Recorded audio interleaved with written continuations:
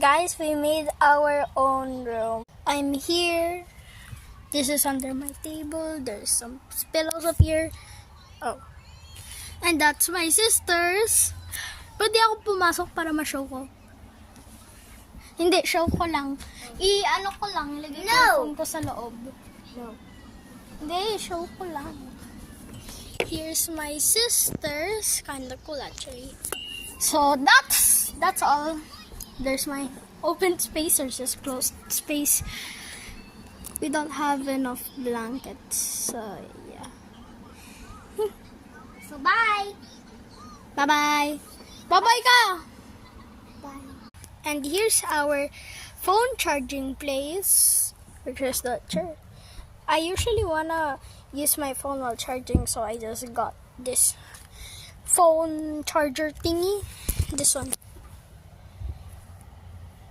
Yeah. I'll plug it back in. Okay, that's good. Bye-bye.